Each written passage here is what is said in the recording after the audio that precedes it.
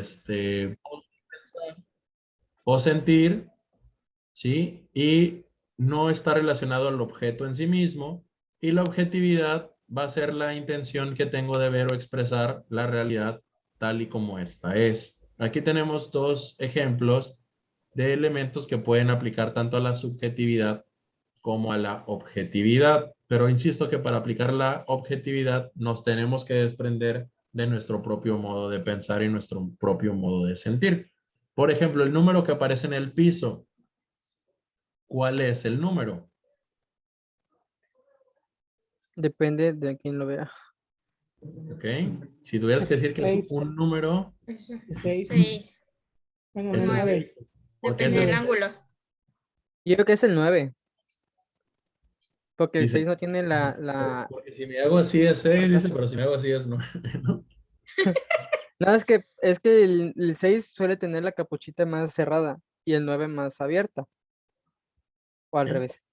Pudiera ser. La realidad aquí es que no hay forma de saberlo. Lo que hay ahí es un número, ¿ok? Y ese número va a ser una cosa o la otra según la perspectiva desde la que se ha observado. En este caso, no solo aplica con un número. Si yo veo a eh, aquí es donde entra el Diego, para que vean el tema de la subjetividad, ¿no?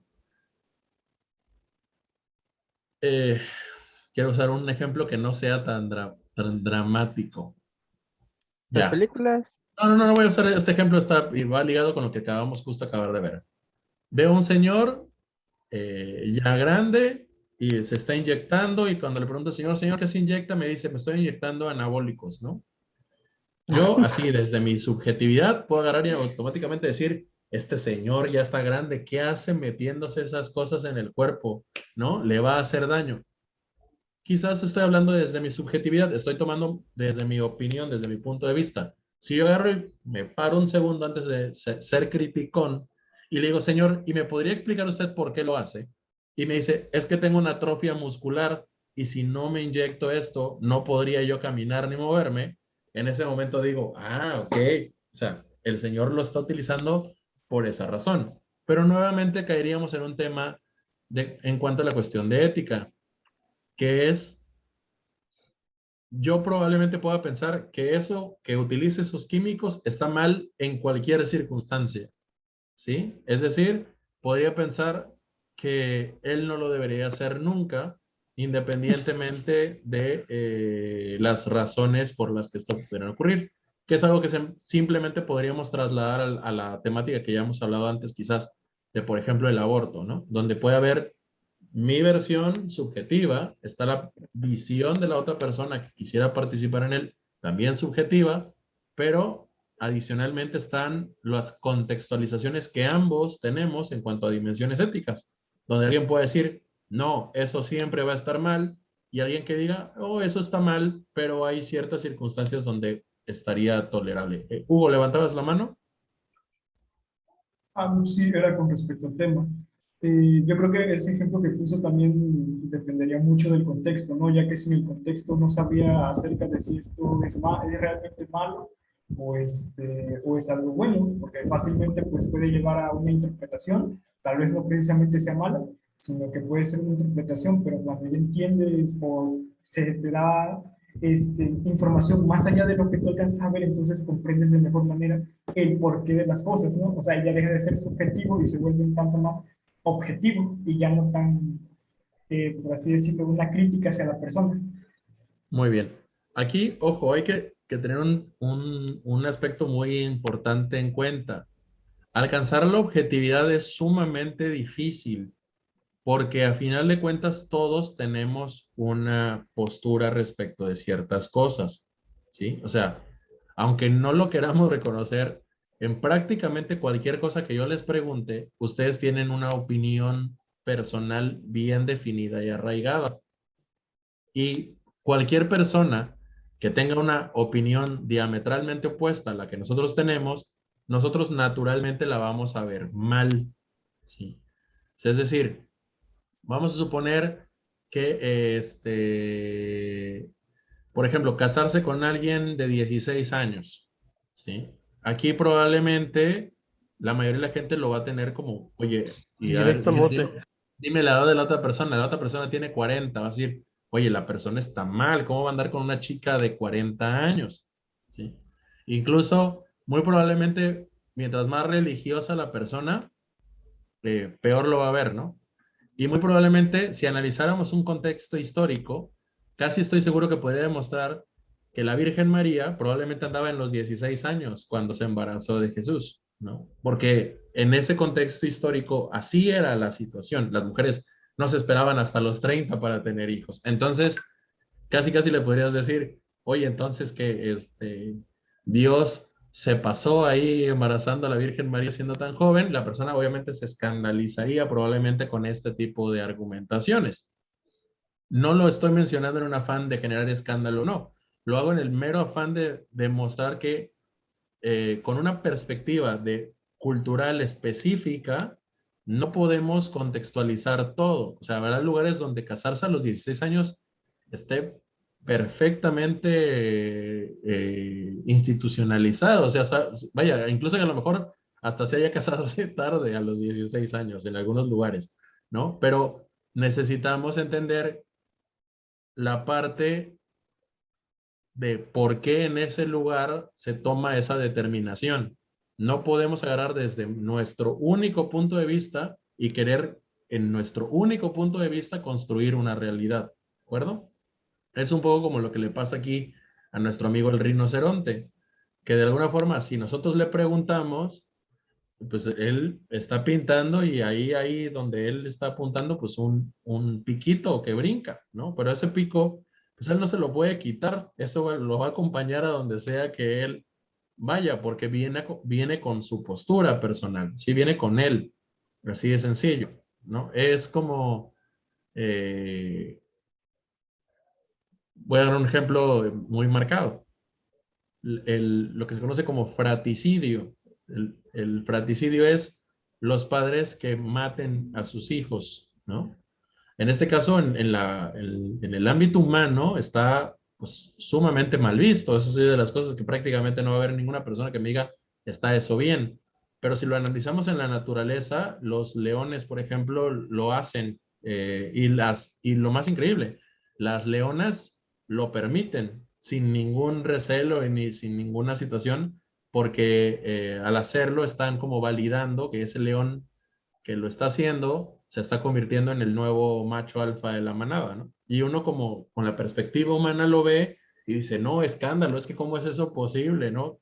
E incluso alguien puede decir, qué terrible está el mundo que los leones están haciendo eso. No, no lo están haciendo desde una perspectiva moral o ética, lo están haciendo desde una perspectiva estrictamente biológica, ¿no? Entonces ahí es donde a nosotros como humanos, que tenemos la costumbre de percibir todas las cosas desde nuestra óptica, nos cuesta trabajo pues percibir estos otros elementos. Osmar, ¿ibas a comentar? Bueno, es un tema parecido a lo que estaba diciendo usted, pero pongo como ejemplo la polémica que ahorita hay de las mujeres de Arabia Saudita, que están todas tapadas. Si lo podemos ver desde este lado del charco, pues me imagino que sí sería controversia, ¿no? De que las mujeres no pueden, pero el hombre sí, que está el muchacho en la playa con su hijo y la mujer en la orilla. Pero lo que no sabemos es que a lo mejor ella sí se siente bien porque es cultura que a ella, pues, no sé, si ella se siente bien así, estando así, no sé, con su religión, con su cultura, si a ella no le afecta, pues no debería ser algo tan controversial, porque ahora sí que estamos opinando de algo que nosotros no sabemos a ciencia cierta totalmente en esa cultura. De hecho, esa imagen muestra justo, o sea, la fotografía muestra nuestra óptica, la óptica occidental, ¿no? O sea, es la mirada de eso está terrible, cómo es eso permitido, cómo puede ser que la mamá no se pueda bañar también junto con su hijo ahí en la playa. Así es. Pero habría que ir y preguntarle a la chica, ella qué opina. Una vez yo escuché a una muchacha musulmana hablar acerca de, ¿no? De estas como restricciones que habían fuertes hacia ellos y decían, yo estoy en la absoluta seguridad que, por ejemplo, mi pareja nunca me va a ser infiel, ¿no? porque en la religión es un tema como sumamente marcado, de que los hombres se van a casar con una mujer y a esa mujer siempre la van a procurar, la van a cuidar. O sea, yo nunca me voy a quedar tener mala comida, o sea, voy a estar cubierta de todo, ¿no? Mientras que sé que si me casara con un occidental, decía la chica, pues probablemente el tipo se me va a ser infiel, ¿no? Puede llegar a tener ahí como ciertas situaciones en las que de repente ya deje de apoyarme a mis hijos, ¿no? Entonces, no podemos única y exclusivamente opinar siempre desde nuestra óptica. Necesitamos escuchar la óptica de todos, no de todos, pero bueno, las ópticas, sobre todo de a quien nos estamos refiriendo, para poder tener un contexto. Ahorita, por ejemplo, si bien las imágenes que se muestran de Afganistán es de gente huyendo, ¿no? Y escapando, muy probablemente mucha gente está celebrando y diciendo qué bien que este régimen vuelve, ¿no? Y ya van a poner orden y demás Es dentro de... perspectiva, como dice usted, Es una realmente. Claro, entonces ahí está donde está entra este aspecto. Voy a hacer un ejemplo muy reciente de esta situación, ¿no? Me encontré esta imagen por ahí, estas dos imágenes me las encontré y ponen, este es así tal cual, ¿no? Un tuit del presidente que pone así, esto es lo que él escribe, ¿no? Solo Álvaro Cárdenas, mi peluquero de años, me toma el pelo. Y hacen una referencia a cómo los medios de comunicación trasladan esa información, ¿no? Y dice Reforma dice, López se corta el cabello mientras hay niños con cáncer que siguen sin pelo, ¿no? López Obrador le manda un sutil regaño a Gatell mientras le cortan el pelo. Proceso dice, López Obrador tiene su propio peluquero en su oficina. La Jornada dice, AMLO se corta el cabello, presume en redes sociales. Y el Chapucero dice, el presidente AMLO luce radiante y humilla a Calderón y a Salinas por pelones. José, levantaste la mano, adelante. Sí, sí, maestro, porque pues todo esto que indican cada medio de comunicación, pues es con respecto a lo que acaba de pasar en la diapositiva anterior, ¿no? Es la perspectiva de cada uno de cómo ven las cosas, ¿no? Yo también ahorita, nada más con ver esta imagen, yo le puedo decir todavía aún otra opinión, ¿no? De que no A nada ver. más.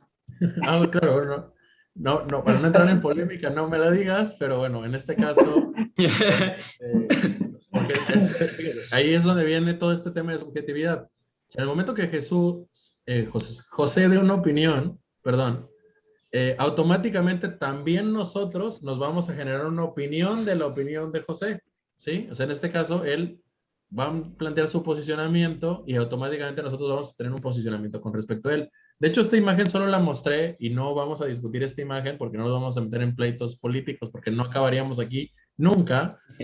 Lo que quería era mostrar eso, o sea, veamos cómo los distintos medios tienen distintas visiones y transmiten distintos mensajes. Y estos distintos mensajes van a ser percibidos por las personas, ya sea de forma como lo correcto o lo incorrecto según la propia postura política de cada quien. Es decir, si yo soy, por ejemplo, alguien súper a favor del presidente, lo que el Reforma dice me va a parecer escandaloso, me va a parecer que son unos vendidos que nada más le están tirando al presidente.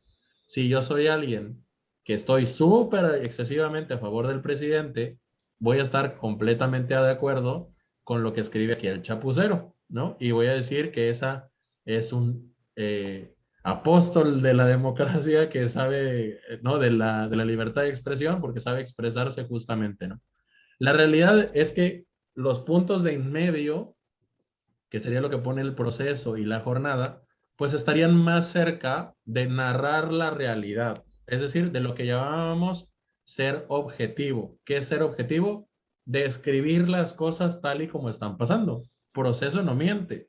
Ahí en esa foto, López Obrador tiene a su propio peluquero en su oficina. A lo mejor que diga que tiene a su propio peluquero en su oficina, pues suena como que todo el tiempo está ahí como a las órdenes de lo que le digan. Y En bueno, a lo mejor soy cautiverio. un poco excesivo, ¿no? Pero la Jornada cuando dice es, AMLO se corta el cabello y lo presume en redes sociales, esa descripción me parece completamente objetiva. O sea, está mostrando que se está cortando el cabello y lo está presumiendo en sus redes sociales, que en este caso es Twitter. Ahí estaríamos hablando de objetividad. Ahora, ¿por qué ya en los medios? Olvidémonos, esta imagen nunca la vieron.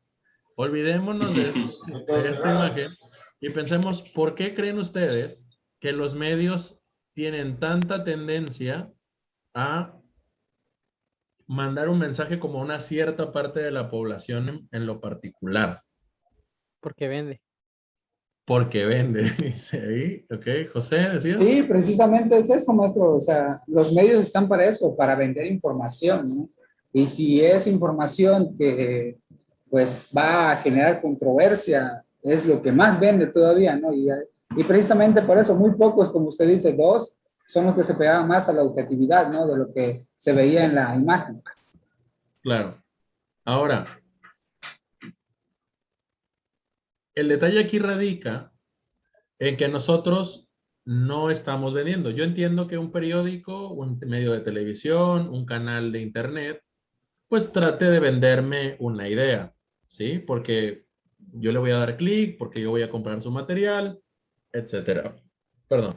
Pero la clave aquí radica en que yo puedo recibir cualquier cantidad de estímulos que sé que van a venir desde una subjetividad, pero lo importante es que yo aprenda a no dejarme guiar por esa subjetividad, ¿sí? Sino lo que yo tendría que buscar es ser objetivo. Es decir, si a mí después si yo después les preguntara qué fue lo que ocurrió en esa fotografía, pues ustedes me tuvieran que decir lo que en realidad pasó. Voy a hacer ahora sí un ejercicio que este sí lo vamos a poder analizar, ¿de acuerdo? Muy bien. Pregunta, ¿los mexicanos son flojos o son trabajadores? Dice Angie, los dos. 50 Depende del 50. sector.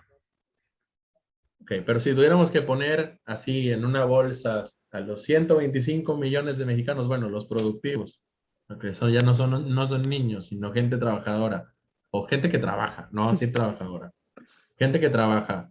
La gente en su conjunto, ¿es floja en México o es trabajadora?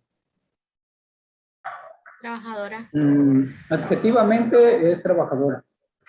Objetivo, La mayoría es trabajadora. Es capaz. objetivamente es trabajadora, dice José, ok. ¿Alguien opina que no son tan trabajadores? Es que siento ¿No? que depende del sector también, porque hay gente que sí es trabajadora dependiendo del estado, por ejemplo. Y hay estados en los que de verdad ¿Del estado no. de ánimo o del estado del país? Del país.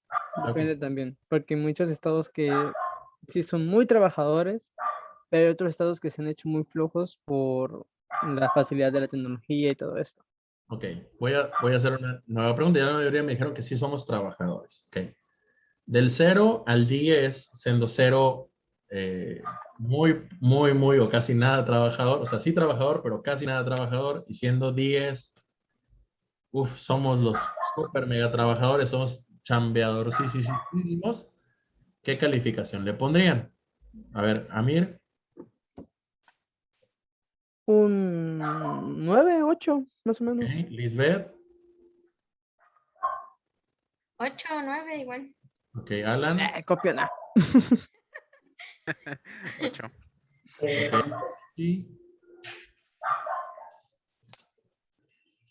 Angie, Igual 8 o 9, dependiendo. ok, Francisco, ¿El puntaje es para quién? ¿Para los mexicanos? ¿O para los quién? mexicanos, sí. Ah, bueno. Para el Barcelona. Para el Barcelona. Ah, no, sí, sería un 8. Es para ver Real Madrid a ver qué anda. Osmar, Yo creo que un 9. ok, José Luis, 10, profe, 10. ok, José,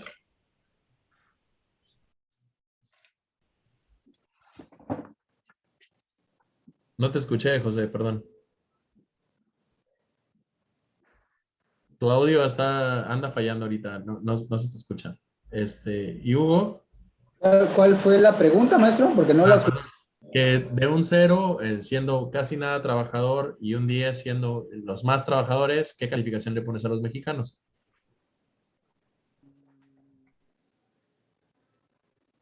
9. Ok, ¿y Hugo? 8. 8, ok, bien. Entonces, fíjense que terminaron diciendo que los mexicanos muy bien, de 8 a 10 terminaron dando sus calificaciones. Es Bueno, que más o menos somos muy audaces. O sea, en cualquier momento se saca una, ¿cómo se diría? Saca el trabajo de la manera en la que menos te lo esperas. ok. Pues Ahora, es que sí, la mayoría de la producción que sacan en Estados Unidos, en Canadá y en otros países, pues es la mayoría de mano mexicana, mano latina. Sí. vamos a ver objetivamente, o sea, en este caso, si preguntamos luego generalmente, la gente nos da una opinión y esta opinión, pues es su opinión subjetiva de cómo son los mexicanos. Esta opinión va a venir de mi vecino, es un flojonazo, tengo compañeros que no hacen nada y demás, ¿no? Pero aquí la clave está en encontrar a veces, pues, la verdadera información. ¿Y qué nos encontramos cuando analizamos la información de forma conjunta? Bueno, pues que los mexicanos en todo el mundo son el país en donde más horas se trabaja. ¿Ok? O sea, comparado con todos los demás países, en ningún otro lado se le dedican más horas a trabajar que en México. ¿Sí? Ese es el dato que la OCDE nos da. ¿Ok? Analizando un montón de países, descubre que México se fleta a trabajar más de 40 horas a la semana, mientras que, por ejemplo, en Alemania, en promedio solamente se trabajan 26. De acuerdo a este esquema, podríamos prácticamente decir con esta información que los alemanes son flojos para trabajar, ¿no? Ya que no trabajan tantas horas Es como que lo también hacemos acá. depende el trabajo mal pagado, que aquí en México es completamente. Ahora vamos a ver al otro esquema. Y este es el qué tan productiva es una hora de trabajo en México. Y una hora de trabajo en México equivale a 22 dólares estadounidenses, mientras que una hora de trabajo en Irlanda equivale a 109, por ejemplo, ¿no? Entonces, ¿qué tenemos aquí? Lo que sí podríamos asegurar a partir de los datos es que el mexicano trabaja mucho, pero trabaja en cosas que no generan mucho dinero. ¿Ok? Es decir, un alemán está trabajando fabricando motores para BMW, mientras que un mexicano está recogiendo tomates en el campo, por ejemplo. O un noruego está trabajando en un restaurante de alta gama, mientras que en México una señora está vendiendo tacos de guisado, ¿no? Afuera de la terminal del metro. O sea, esa es la diferencia del por qué el mexicano trabajando 40 horas no alcanza a vivir como viven en otros países del mundo. O sea, el problema no es un tema del trabajo realizado, sino es un No tema estudiar. de lo productivo que es su trabajo. A veces, muchas veces relacionado al estudio también, Y evidentemente, el ¿no? gobierno. Si analizamos cuántas horas de tiempo tienen en cada uno de estos países que están más productivos, seguramente veremos que alcanzaron bachillerato o universidad. Si analizamos la media de México, es segundo de secundaria. El promedio de México es segundo de secundaria. Ese es el dato objetivo, ¿no?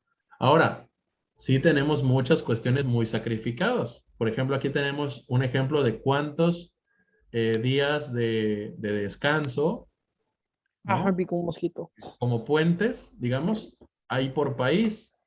Y vemos que, por ejemplo, de repente decimos, aquí es muy común decir, no, hombre, los mexicanos nada más quieren que haya puente. Bueno, pues aún con todos esos puentesotes que supuestamente tenemos, somos el país con menos puentes.